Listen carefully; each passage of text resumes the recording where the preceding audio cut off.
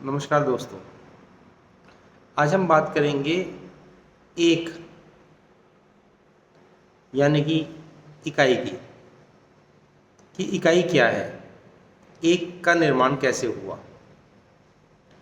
वैसे तो हम सब जानते हैं, लाखों करोड़ों अरबों तक की गिनती हमें सब आती हैं, हम समझते हैं। लेकिन जब बात आती है एक की कि एक को किस तरह से परिभाषित किया जाए या एक का निर्माण कैसे होता है, एक क्या होता है, तो हमारा सारा का सारा पढ़ाई लिखाई गणित के विषय में जो है वो धरी की धरी रह जाती है। मैंने बहुत सारे लोगों से ये बात की, ये पूछा भी है कि एक की क्या परिभाषा है। तो आइए हम आपको अपने इस वीडियो में ये बताते हैं कि एक किसे कहते हैं।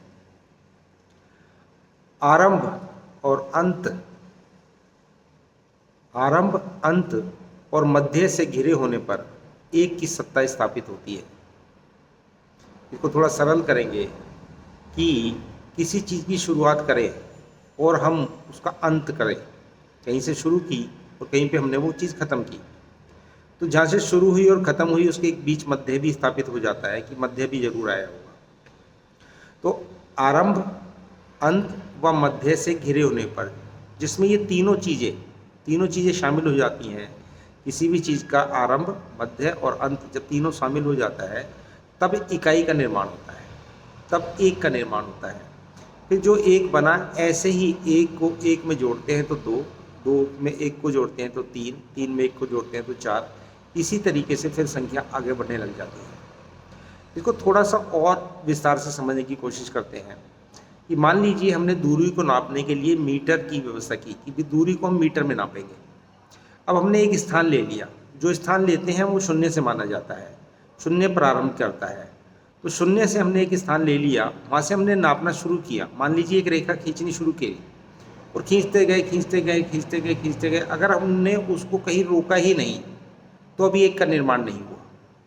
अब हमने क्या किया कि एक रेखा लेनी शुरू की, एक मध्य से बिंदु से शुरू की और खींचते चले गए खींचते चले गए खींचते चले गए, और एक पर्टिकुलर दूरी आने पर, एक नियमित दूरी आने पर हमने कहा बस यहीं तक का एक मीटर माना जाएगा, मीटर माना जाएगा। तो हमने वो वहीं से बिंदु वहाँ से हटा दिया, दूरी हमने एक पॉइंट से ली और दूसरे पॉइंट पे हमने उसको हटा दिया कि यहाँ से यहाँ तक जो भी ये दूरी तय हुई है इसको मीटर माना जाएगा, यानी कि एक मीटर माना जाएगा। अब जब हम एक मीटर को हम नाप लेते हैं तो मध्य उसका अपने आप निकल जाता है, आधे मीटर पे मध्य अपने आप आ जाता है। तो एक वहीं से प्रारंभ होता है। अब ऐसे ही एक एक मीटर करके हम 50 मीटर करें, 100 मीटर करें, 200 करें, 1000 करें, जितने भी मीटर करें वो एक अलग मैटर है। इसी को हम ग्राम में बात करते हैं कि हमने कोई चीज़ तोलनी शुरू की, जीरो से शुरू हुई, हमने खाली तराजू ली, वो जीरो थी, अब हमने उसमें कुछ भी मटेरियल उसमें डालना शुरू किया, करते गए करते गए करते गए करते गए, जब एक अंत आया कि हमने मान लिया बस इतनी ही मात्रा में कोई भी मटेरियल होगा, इतनी ही वजन में या तराजू इतना झुकेगी तो इसको ग्राम माना जाएगा। तो हमने उसको 1 ग्राम की उपमा दे दी, यानी कि हमने नापना शुरू किया था और जहाँ हमने उसका अंत कर दिया और मान लिया कि इतनी ही वैल्यू को हम 1 ग्राम बोलेंगे, तो हमने उसको 1 ग्राम का नाम दे दिया। इसी तरीके से ग्राम की रचना हुई।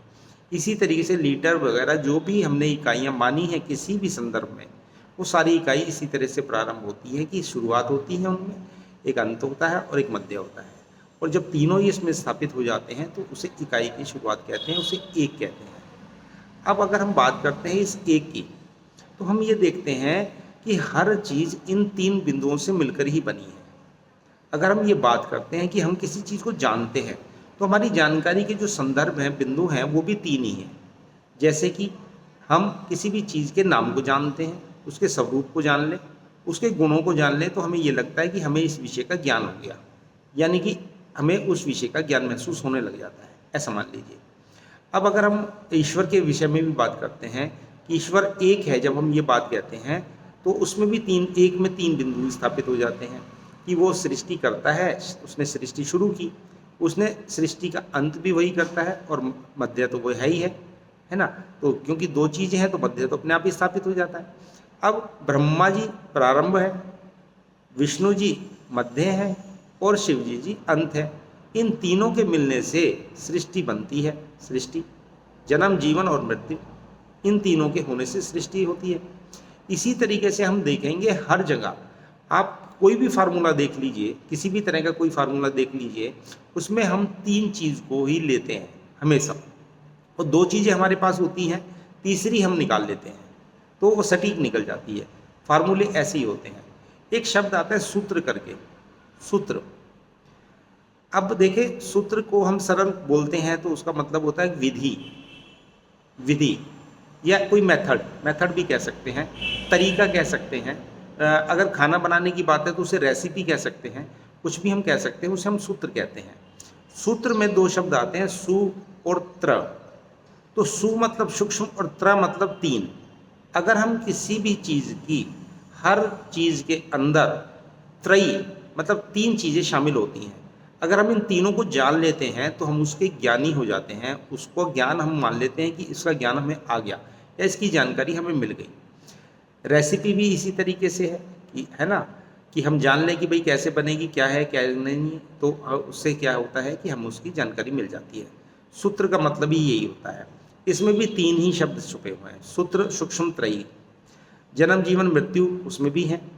आप किसी भी चीज़ के लिए लगा लीजिए, हर चीज़ के अंदर तीन ही चीज़ शामिल होती है। अब हमने इकाई की बात की, जब तीनों ये चीज़ें मिल जाती हैं तो ये संपूर्ण हो जाती हैं और एक में समाहित हो जाती हैं। इसीलिए कहा जाता है कि परमात्मा एक है। अब जब एक है और हम उसको अनेक रूप में देखते हैं तो इसीलिए हमें थोड़ा सा भ्रम हो जाता है।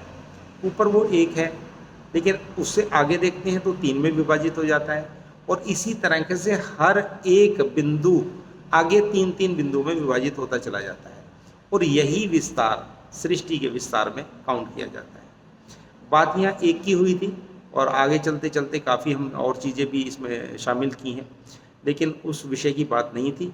जब उन विषयों को आगे लेंगे, आगे की वीडियोज़ में लेंगे, तो हम उन पे भी काफ़ी बात करेंगे, काफ़ी उनकी भी जानकारी देने की कोशिश करेंगे। अभी सिर्फ जानकारी एक के विषय में थी, तो मुझे लगता है कि आपको ये क्लियर हो गया होगा कि एक किसे कहते हैं।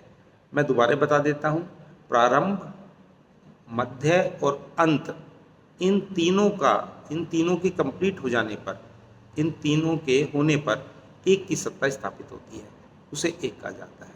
धन्यवाद दोस्तों। इसी तरह की जानकारी अगर आपको अच्छी लगती है, जानकारी अच्छी लगी है तो अपने दोस्तों में शेयर कीजिए।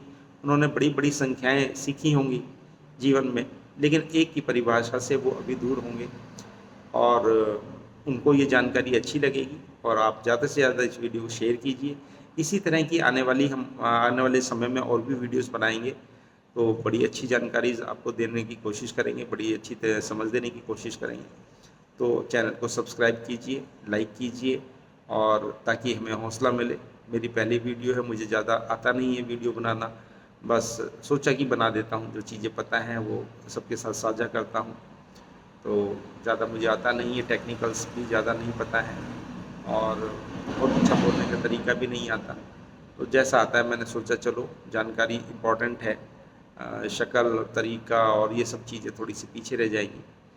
तो अगर अच्छा लगता है तो प्रोत्साहित कीजिए, प्रोत्साहन देंगे आप तो आगे भी आपको अच्छी अच्छी जानकारी मिलती रहेगी। धन्यवाद।